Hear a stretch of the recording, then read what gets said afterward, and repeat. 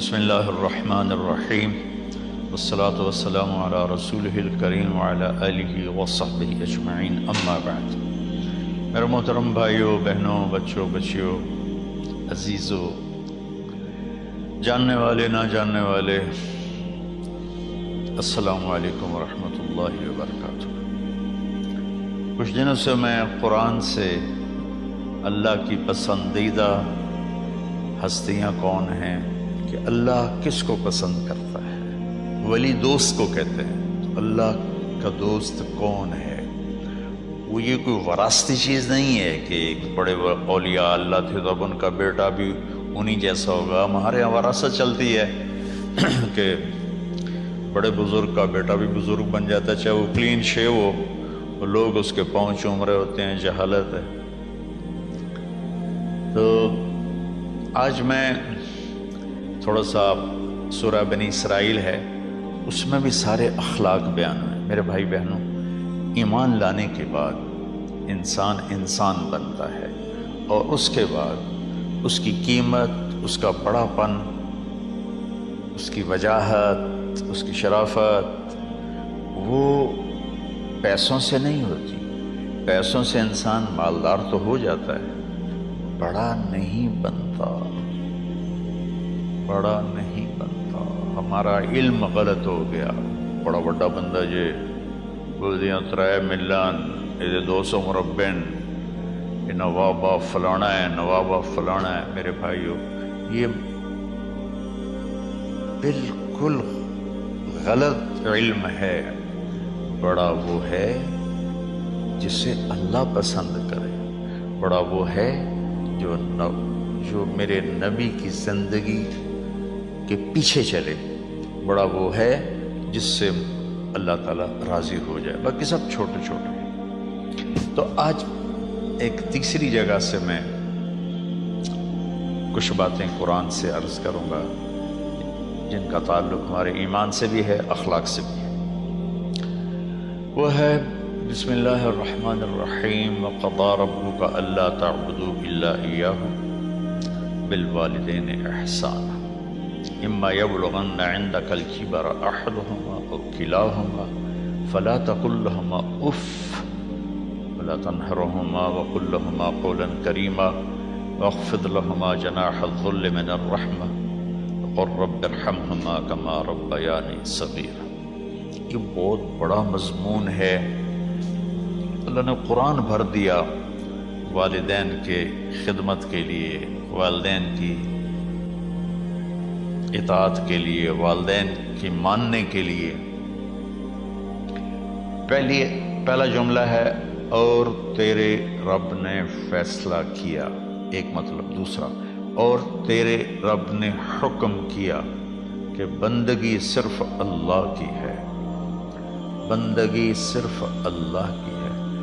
عبد اسے کہتے ہیں جو ہر بات پہ سر جھکا دے، عبد اسے کہتے ہیں جو ہر بات پہ بچھ جائے، اس کو عبد کہتے ہیں۔ تو اللہ کہہ رہا ہے میرے بندو، میرا ایک فیصلہ ہے اور میرا ایک حکم ہے، میرے سوا نہ تمہارا ہاتھ کسی کے آگے پھیلے، نہ تمہاری گردن کسی کے آگے جھکے۔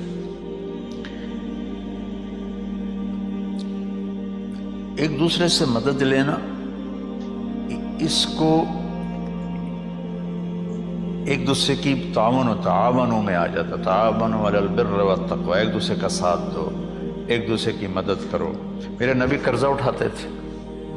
میرے نبی جب انتقال ہوا تو آپ کی زرہ 9 وسق پر، وسق 5 من کا ہوتا ہے، تو وہ جو کے بدلے آپ نے زرہ رکھوائی تھی کہ جب میں تمہیں ادا کروں گا زرہ لے لوں گا، اور آپ کا انتقال ہو گیا، آپ زرہ اپنی واپس نہیں لے سکے۔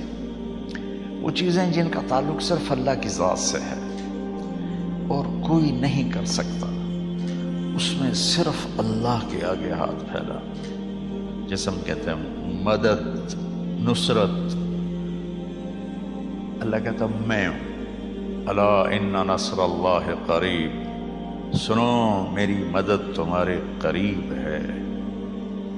تو اللہ تعبدوا الا ایاہ، بس ایک چھوٹا سا جملہ اللہ نے یہاں کے، چونکہ یہاں اللہ نے والدین اور اخلاق بتانے تھے تو اپنے لیے صرف ایک جملہ بولا، باقی باتیں بھی اللہ کے لیے ہیں،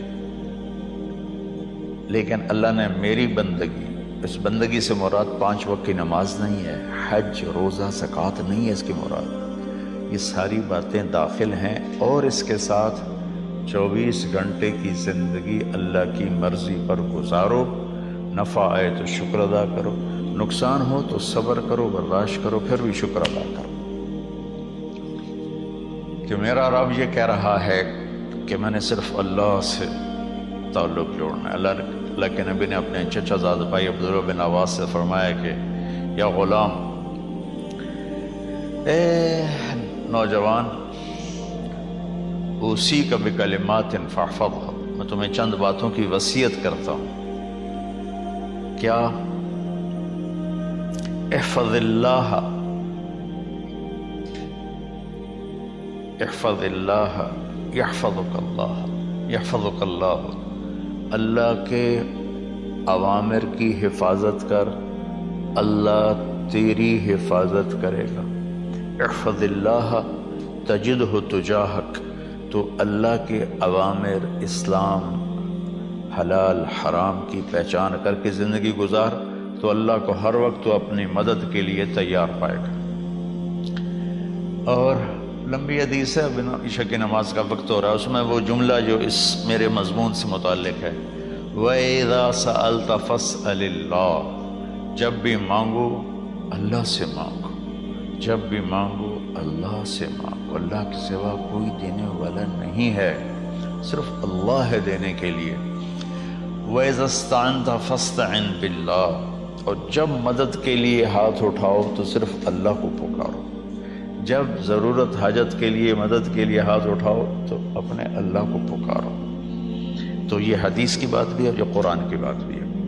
اس کے بعد آگے اللہ کہتا ہے وَبِالْوَالِدَيْنِ إِحْسَانًا، اور اپنے والدین کے ساتھ احسان کرو۔ احسان کا کیا مطلب ہے؟ اللہ آگے اسی کی تشریح کر رہا ہے۔ ویسے احسان کا مطلب عربی میں ہوتا ہے، یہ جو ہمارا اردو کا احسان ہے، میں تیرے تو احسان کیتا تو ہوں میں مالک ہی کر رہے ہیں، یہ بھی مطلب ہے، لیکن احسان کا اصل مطلب ہوتا ہے، احسان حسن سے ہے، حسن، حسن سے الف، 2 الف ملے اور احسان بن گیا۔ احسان کا مطلب ہوتا ہے کسی بھی کام کو جو دنیا کا ہے، دین کا ہے، اسے انتہائی خوبصورت طریقے سے کرنا۔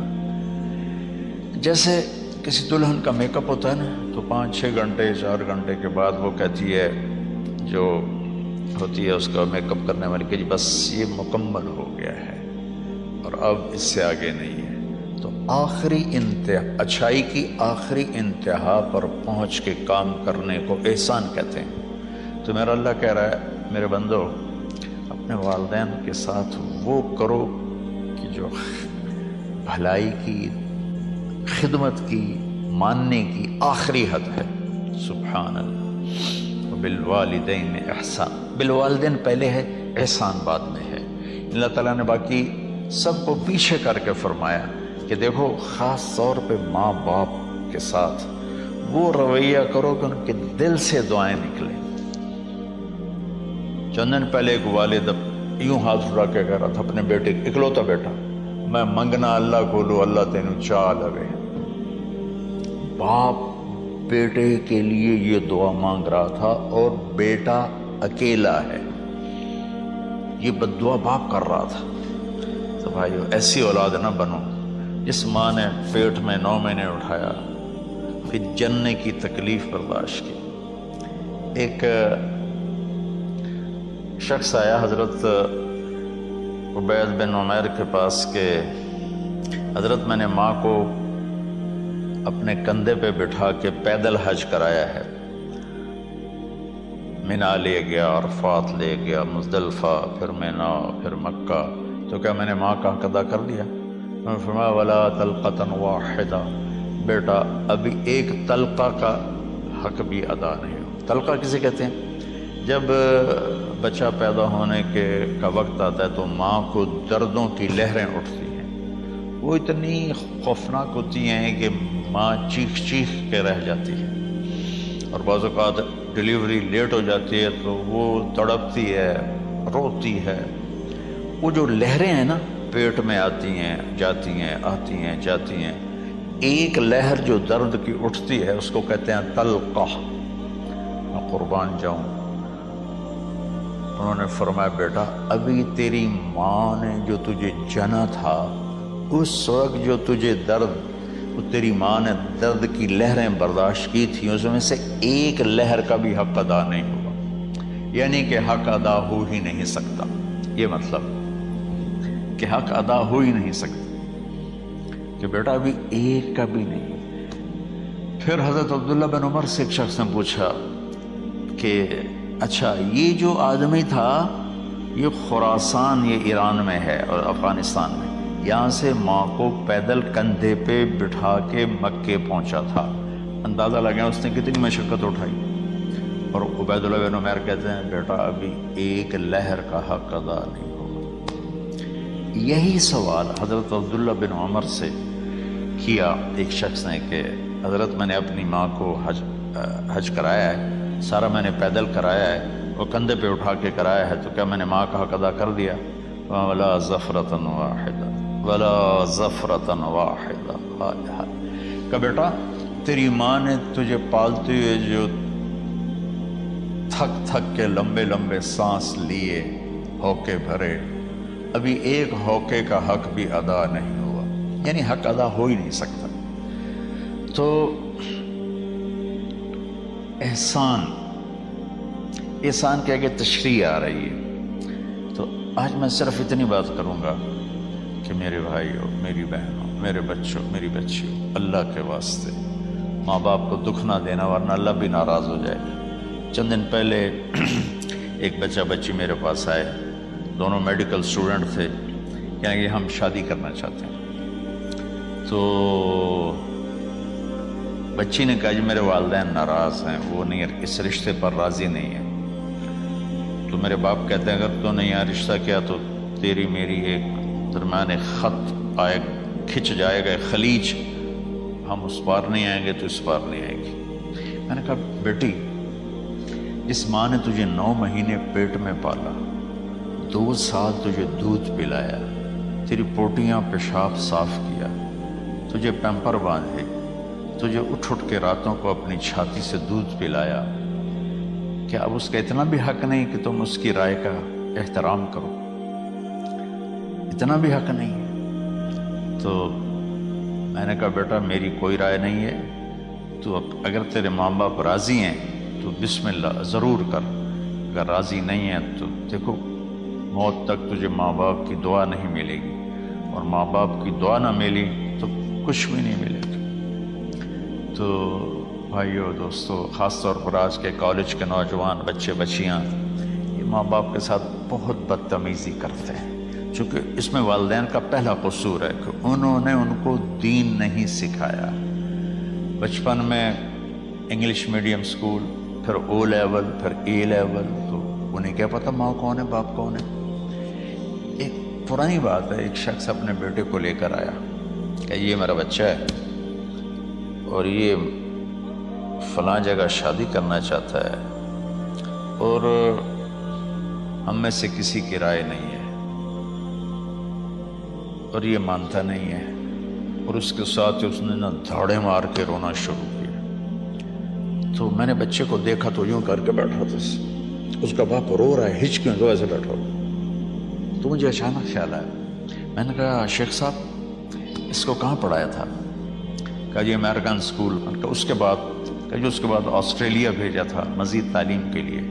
کہ شیخ صاحب اس بچے کا کوئی قصور نہیں، آپ کا قصور ہے، اس کو تو پتہ ہی نہیں میری ماں کیا ہے میرا باپ کیا ہے۔ ایک ہماری تہذیب تھی وہ ختم ہو گئی ہے، اس میں علم نہیں بھی تھا تو ماں باپ میں نے اپنی آنکھوں سے دیکھا، میں نے اپنے دادا کو دیکھا لیکن وہ یاد نہیں، لیکن جو میرے دادا کے چھوٹے بھائی تھے ان کو میں سنبھلتا ہوں، ان کو میں نے دیکھا ہے، 3ری 4تھی جماعت تک میں تھا۔ 61 میں ان کا انتقال ہوا، میری 9 سال عمر تھی، تو 8 سال۔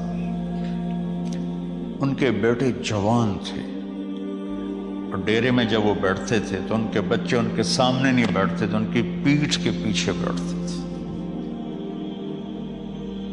اتنا ادب، حالانکہ چاروں کے چاروں دین نہیں جانتے تھے، تہذیب تھی، ثقافت تھی، جو آج کی تہذیب نے ہم سے سب کچھ چھین لی. اب بھی آپ جاؤ بیٹا تھر پارکر میں گیا ہوں 2-3 دفعہ، اور وہاں مسلمان نہیں، ہندو عورتیں جب گاڑی گزرتی ہے تو گھونگھٹ کو نیچے کر لیتی ہیں، اپنا چہرے کو فوراً چھپا لیتی ہیں. تو خیر بہرحال میں نے کہا شیخ صاحب اس بچے کا قصور نہیں، آپ کا قصور ہے. تو میرے بچوں، اپنے ماں باپ کو خوش کرو، راضی کرو. ان کا راضی ہونا اللہ کی رضا ہے. میں اس کی تفصیل انشاءاللہ آگے بتاؤں گا. آج میں صرف اتنا ہی میں نے تمہید باندھی ہے کہ ماں باپ کا کیا مقام ہے، ان کی کیا عزت ہے. ایک شخص آیا، یا رسول اللہ میرا باپ میرے پوچھے بغیر میرا مال خرچ کر لیتا ہے. آپ نے کہا بلاؤ. چونکہ بچے کا ذاتی مال اگر ہو تو شرع کے لحاظ سے باپ پوچھ کے استعمال کرے، بغیر پوچھے استعمال نہ کرے. جب اسے پتہ چلا کہ میرے بیٹے نے شکایت کی ہے، تو عرب کی شاعری تو مشہور تھی، انہیں دل میں کچھ اشعار پڑے. جو آیا تو جبریل پہلے آ گئے، یا رسول اللہ اللہ تعالیٰ کہہ رہے ہیں آپ اس سے پوچھیں وہ شعر بتاؤ تیرے کانوں نے تو نہیں سنے، تیرے دل میں آئے تھے اور اللہ نے سن لیے. تو اللہ کے نبی نے فرمایا بھائی تیرا انشاءاللہ کیس سنتے ہیں، لیکن پہلے وہ شعر سناؤ جو تم نے تو نہیں کہے زبان سے پر اللہ نے سن لیے.